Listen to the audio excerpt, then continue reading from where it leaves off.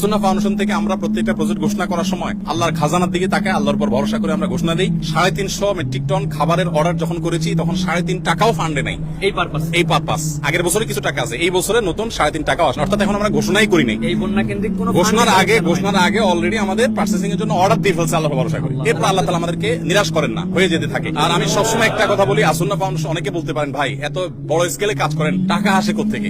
আপনারা অবাক হবেন যে গত 24 ঘন্টায় 3 লক্ষের বেশি ডিলিংস হয়েছে, অর্থাৎ 3 লক্ষের বেশি ট্রানজাকশন হয়েছে। মানুষ 3 লক্ষের বেশি মানুষ টাকা দিয়েছে, কেউ 5 টাকা, কেউ 1 টাকা, কেউ 500 টাকা, কেউ 50,000, 1 লাখ টাকা। আমাদের এখানে কোনো বড় লোকের টাকা ফাউন্ডেশন চলে না। অনেক বড় বড় শিল্পপতিরা পার্সোনালি আমাকে ফাউন্ডেশনের পুরো প্রজেক্টের দায়িত্ব নিতে চেয়েছে। আমি বিনয়ের সাথে বলেছি আপনি দোয়া করেন, ফাউন্ডেশন সর্বসাধারণ টাকা চলবে ইনশাআল্লাহ। কাজের জন্য এখানে হাজার হাজার মানুষ আসছেন, সকাল থেকে হাজার হাজার মানুষ, কত হাজার মানুষ আসছে আমরা জানি না। দুপুরে আমরা 1000 মানুষকে খিচুড়ি রান্না করে খাইয়েছি, জুমার সময় যারা ছিলেন। তবে জুমার আগে অনেকে কাজ করছেন, চলে গেছে, নতুন করে অনেকে আসছেন। আলহামদুলিল্লাহ, এটা বাংলাদেশের মানুষের জন্য বিশাল বড় একটা অনুপ্রেরণার বিষয় যে আমরা যে কোনো দুর্যোগে ঝাঁপিয়ে পড়ি। আলহামদুলিল্লাহ, আমাদের আজকে যে সমস্ত মালামাল প্যাকেজিং কমপ্লিট হয়েছে সেটা দুই ভাবে হয়েছে। এখানে যেগুলো হয়েছে এগুলো হলো সব ভারী খাবার, চাল, ডাল, তেল, চিনি, লবণ, এগুলো ইনশাআল্লাহ আমরা আগামীকালকে পাঠাবো। কারণ এই মুহূর্তে বন্যার্তদের প্রয়োজন হলো সবচেয়ে বেশি হলো উদ্ধার তৎপরতা, যেটা আসলে প্রশিক্ষিত লোকবল ছাড়া সম্ভব না। সো ওইটা এখন বাংলাদেশ সেনাবাহিনী এবং অন্যান্য বাহিনী সদস্য ভাইরা তারা অক্লান্ত পরিশ্রম করছেন হেলিকপ্টারে বিভিন্ন ভাবে মানুষকে উদ্ধার করার জন্য। কিন্তু উদ্ধার করার সাথে সাথে তাদের যে খাবারের প্রয়োজনটা হবে, শুকনা খাবার,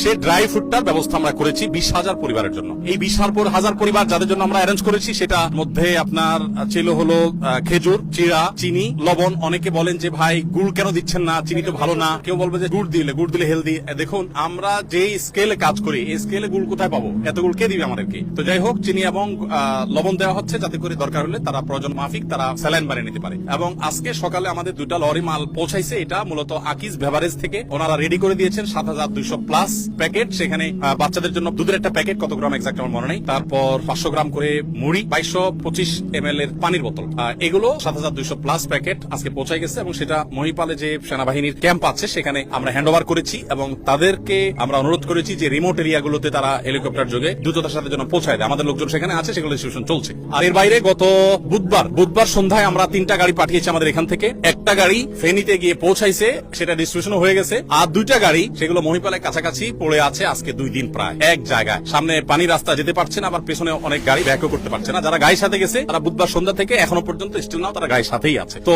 এই ত্রাণের কাজ আমরা অনেকে করতে আনন্দ পাই, ভালো কথা, কিন্তু এটা খুব সংগ্রামেরও কাজ, অনেক বড় যুদ্ধ এখানে। আমাদের আজকে যে কাজগুলো হয়েছে সেগুলো আমরা আনুমানিক বলতে পারি 1/5, 5 ভাগের 1 ভাগ কাজ। আমরা যে কাজটা করতেছি সেটা হলো আপনার আনুমানিক 700 মেট্রিক টন এখনো পর্যন্ত যেগুলো কেনা হয়ে গেছে। আমরা 500 টনের বেশি কিনেছি কালকে, আজকে আরো কিছু প্লাস করার পর 700 প্লাস হয়েছে। এই 700 প্লাস টন যে মাল আমরা কিনেছি তার হয়তো 5 ভাগের 1 ভাগ পাঠানো হয়েছে বা প্যাকেজিং এর জন্য এখানে আসছে, আর বাকিগুলো কালকে আসবে, পরশু আসবে ধাপে ধাপে। এবং এইটা হয়তো আরো 200-300 বা 400 টনে রূপান্তর হবে ইনশাআল্লাহ বিসমিল্লাহ। এ হলো আপনার ত্রাণের পরিমাণ। লাস্ট কথা, অনেকেই তো আপনি ফিজিক্যালি অনেক জায়গায় ঝাঁপাই পড়ছেন, দেখা গেছে আপনার যাওয়ার কোনো প্ল্যান প্রোগ্রাম এরকম কিছু আছে কিনা, অনেকেই জিজ্ঞাসা করতেছেন লাইভে। আমরা যাবো ইনশাআল্লাহ, আমাদের প্ল্যান প্রোগ্রাম আছে, আমরা ইনশাআল্লাহ যাবো। আল্লাহ চাহেন তো আমরা কেন, আরো ওলামা একরাম যাবেন, যাওয়া আসার মধ্যে থাকতে হবে আমাদের।